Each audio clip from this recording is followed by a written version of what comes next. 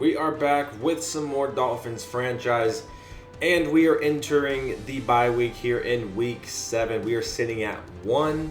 Now, Skylar Thompson with Tua getting hurt led us to a very much needed and crucial victory last week against the Titans. Led a drive down the field, got a couple third down conversions, got a fourth down conversion to get it to where we can get a game-winning field goal and win that game to hopefully try to spring us and rewrite the season. Because right now, we were 0-5 before the Titan game, and we were it's looking like it's just a wash of a season. But there's still, if I win out, 5 losses get you in the playoffs. I think worst case scenario, there's a chance if we lose 2 more games, that gets you to 10-7. You still have a good shot at playoffs at 10 wins. So we still technically could lose a game here or there, depending on how it goes. But we need to string some wins together now and worry about that later. Right now, we just got to focus 1 week at a time and get a win. Right now, it's the bye week, and we have one injury. It's Jalen Wright. He's back next week. Knock on wood. No practice injuries next week, and we're finally fully healthy, which it just hasn't seemed like that. I haven't had Tyreek Hill in a month. So a month, in game. It's been 4 or 5 games without Tyreek Hill. So it's been a battle. We really haven't had our full strength offense. We've had Achane hurt, then we got Jalen Wright who missed 4 games. So it's been a battle. But now out of the bye, everyone can hopefully be healthy and we can start the run what we need. So the Patriots in our division 6-0, first seed in the AFC. Jets 5-1, Bills 4-1, and obviously us at 1-5. We are tied for second to last in the AFC, which is not a place you want to be. But I think things possibly could turn around. I forgot if I've showed you guys this or not. We are still negative in the cap. It says -12 for the upcoming cap room for next year. So all these guys will not be able to be signed, and I really am not interested in re-signing any of them. I've been trying to trade Jalen Phillips because he doesn't even start for me. So I've been trying to trade Jalen Phillips. It's just not working. No one wanted him, so he will be leaving. Kendall will be leaving, and then it's just a bunch of backups from here on out. Nothing too crazy. It's going to suck losing Skylar. He is a decent backup. He's done well. It's going to also suck using Mostert. He's been decent on special teams for me. John, starting tight end, he's been great, so we're going to be missing him. And then we're going to be losing also our punter. So hopefully we could finally have an in-season free agency part where I can actually re-sign people. I don't get why it says -12 because this happened last season for me. It said I had -22, and then the second I get into the actual offseason, I had $20 million to spend. So I don't know if it's because the cap goes up a bit, and so technically I have -12 right now, but when we go to next season, the cap's higher, so it won't be in the negatives. I think that's the only thing that makes sense to me, because it goes up a little bit, every season. So sucks to lose these guys. Hopefully by the 3rd year, though, I can actually re-sign some players because, we've been lucky. The key guys are kind of locked in, for the first couple seasons here. But once we get into years 3 and 4, there's some guys that we're going to need to re-sign, and I'm just going to quickly update you guys and show you. Go to the 2nd year guys. I believe Achane's in this group. So out of the people that we're going to have to re-sign next year, it's not Cade York, kicker potentially. We have Tyreek Hill. Now that's a big one. We have our left tackle. We have Achane. We have Zach, who's been playing very well for us. We have our new left guard that we traded for. We have our right guard. We have Jordan Brooks. We have Cam Smith. There's a lot of people that if you go to the 3rd year, you got Malik. Is he going to keep going? You got Patrick Paul, probably going to want to keep him. Jalen Wright, Chop Robinson, probably going to want to keep him. He's been doing great for us, and it's these years are going to be tough, and we're going to need to spend some money. So hopefully we can find a way to do that. But that's way down the road. Just wanted to update you guys on that. So we'll do some stats and then probably get out of here because, we have an early bye week, so there's not much we can really look at. Playoffs are so far down the line, we can't really talk about that. I went through my schedule last video. So let's take a look at some stats. We'll go league leaders, and then we will go to just our personal stats here. So let's go to the NFL side. The passing leader was Tua and probably would have been Tua, barring the injury. Maybe Levis, would have had it, but Tua was up here. Right now it's Levis at 1,800 yards. The passing touchdown leader is Brock Purdy at 18. The interception leader is rookie quarterback for the Giants with 18.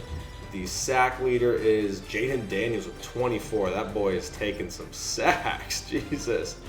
Rushing yards leader is Isaiah Pacheco with 576, just ahead of Derrick Henry. The touchdown leader is Josh Jacobs with 8. The fumble leader is Brock Purdy with 5. Moving to receiving, our receptions leader so far is Mark Andrews with 38, the tight ends, and TJ right behind him at 37. The yards leader is none other than Calvin Ridley. He was cooking us. He was absolutely cooking us. And Waddle was up here for a minute, but he didn't even catch a pass last week. So he will be dropping down the rankings pretty swiftly. Which, I mean, it was on purpose though. I wasn't looking downfield because of Skylar. I didn't want to press anything. I was just trying to keep it simple. So it was on purpose. I mean, it just sucks that he couldn't get much, but I was just trying to keep it close to the line of scrimmage. Receiving touchdown leader is a tie between Theo Johnson and Ricky Pearsall. Blocking, whatever. Okay, this man allows the most sacks. It's nothing too fancy over there. Our tackle leader currently is Bobby with 73. The tackle for loss leader, really? Wow. Okay. I knew Chop was having a good season so far, but I did not know that. I did not know that. The next step for this guy right here is to get him a superstar. I need this guy to have some abilities. He's getting there, man. He's getting there. He's been playing great. Okay, he's been getting sacks. Yeah, clearly he leads the league in tackles for loss right now. He's been getting there. I really need to get this man some abilities, because that added boost there is nice. So that's really good to see. I didn't realize he had that. Sack leader right now, DeForest Buckner at 9.5. That's just absolutely ridiculous. Interception leader is tied between Eddie Jackson and Jermaine Pratt. And the forced fumble leader is Marquise Bell of the Patriots. Kicking, okay, cool. Not much, we don't really care about these. Any kick returns so far? Looks like a couple. One from Marcus Jones and one from Darius Davis. And punt returns, any touchdowns there? There was a 34-yarder. Okay, nothing too crazy. So let's take a look at the Dolphins. These early bye weeks are always kind of boring. There's just really not much to talk about. Tua, I would say, was having a great season until the 8 turnover game where I threw, 4 interceptions or 5 interceptions and fumbled 3 times or whatever that was. So the stats look a little rough now because of that game, which skews the ratio. Because I was having, right now we're damn near almost 50-50 if I throw a couple more picks next week, which is not good. But I was at 12 touchdowns, 4 picks at one point. So we were sitting at, a 3 ratio there, which is nice. That's where we need to be. We can't be here almost 50-50 touchdown to interception ratio. We can't do that. One touchdown, 1 pick. We can't do that if we want to win a Super Bowl. So we got to go back to the 3, touchdowns, the 1 interception ratio. Other than that, his completion percentage, okay, just under 70. His QBR is just over 100, not bad. 17 sacks is a little bit brutal, but, it's a video game. The sacks are always boosted a little bit. Look at Skylar, though, in his first game, man. 14 for 21, 1 touchdown, no picks. Man was balling. This is where we need to improve, and I think we have as of late. Achane ran well last week. If we can't play from massively behind. We got to stick to the ground. Even just if we go off averages, we're averaging 4.3 a carry for Wright, 4.6 for Mostert, and 5.3 for Achane, which is good numbers. We just haven't been able to really consistently stick with it, which has put us in some bad spots. But like I said, next week, barring a stupid practice injury, everyone's back. So Jalen Wright will be back. Achane will actually be able to play. We'll be ready. We'll be ready to run the ball finally. Everyone's fumbling for us. Look at that, 6 fumbles. That's a bit ridiculous, man. How many touchdowns we got? We got Achane with the rushing one, Tua and Wright all with just 1 touchdown there. Receiving, Waddle's having a great season. He had to step up in Tyreek Hill's absence. So now that Tyreek Hill's back, hopefully we can just get back to where we want to be and start slanging it all over the place. But Waddle's been great, 25 for 480 and 5. He's been awesome. Jonnu's been really good as well for me, stepping up in the absence of Tyreek Hill, 29 for 428 and 3. Achane, just doing Achane things, 26 for 243 and 2. Malik in the OBJ role, I will say, has been pretty good. We haven't really been able to have him work out strictly out of the slot with Hill and Waddle on each side. That's what I want. because Hill's been hurt, so he's been out wide a few times. But he's been okay. He's had a couple drops. There's one that I especially remember. I can't remember which game, but it was like third down, crucial, like mid-game third down. He's wide open. He just dropped it. So I do remember that. But other than that, he's been okay. Pretty much about the same, I would say, as OBJ. Just making plays here and there. Reek, like he's been hurt. I can't blame him at all. 12 for 141. He's just been hurt. He hasn't been out there.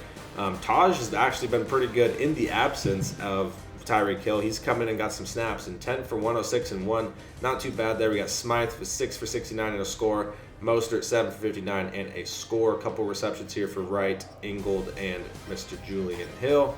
Blocking, who's leading us in sacks allowed? It is our best lineman. Well, that's just not what you want to see. That's just not what you want to see. Tackle leader is Rudy with 49. We already went through this. 13 tackles for loss, and that is the most, man. I love that. I love that from Chop. Hopefully he can keep going and keep that up, especially in the sack department, okay? 3.5. Jordan, 3 as well. Love that. He's not really much of a blitzing linebacker, but he's getting there and making it happen. Zach's got 2.5. Not much. Bradley Chubb's got 1. I mean, the others, it's not much elsewhere. But Chop, we need double-digit sacks, and I need him to be the guy. So hopefully he can continue that for us. Jordan's got 3 picks. Cam Smith got 3 picks. We got our picks everywhere. Rudy's got 2. Peter's got 2. Bradley, Dre, and Shondell with the interceptions. And we've also forced, 2, 3, 4, 5, 6 fumbles. Jordan Brooks, okay, he's forced 2, got 3 picks. He's doing good, man. He's doing good. We missed 1 extra point, missed 4 field goals. Welcome to the life of me kicking, man. That's just how it goes. That's just how it goes. Nothing too crazy on kickoff. Malik got a 42-yarder, but other than that, that's about it. And punting, we got a nice little 19-yarder a couple games ago with Mostert. But other than that, nothing over there. And that is that for our stats, and that's probably it for the video because there's just not much to talk about in these early bye weeks. So I guess I could go over the schedule in case you missed it last week. I'll just do a quick run over here. These next 2 games are very important, okay? They're going to be very hard opponents. We got the Jets, who just beat us a couple weeks ago, and we got the Chargers, who he's 3-3 this season, but last season he was 17-0, won the Super Bowl. So if we can find a way with everyone healthy to win these 2 games, get to 3-5, I think that'll give us a ton of momentum to try to right the season and continue the winning as we go down the ladder there. So just got to take it one game at a time. Now, there's still plenty of season left. We finally got everyone back as long as people don't keep getting hurt. I was worried when Tua was out for the game earlier than I thought. When I edited it back, I thought Tua got hurt in the second quarter. That man got hurt in the first quarter. And, I didn't think it was going to happen. He had, a 14-point lead at one point. And I was like, I got to back up. I don't want to press it with him because he's going to be so inaccurate. And we just found a way and just got a couple turnovers and found a way to win. So hopefully that can spring us and try to rewrite this season. If you enjoyed this video, make sure to subscribe, like, and comment. And I'll see you guys in the next one.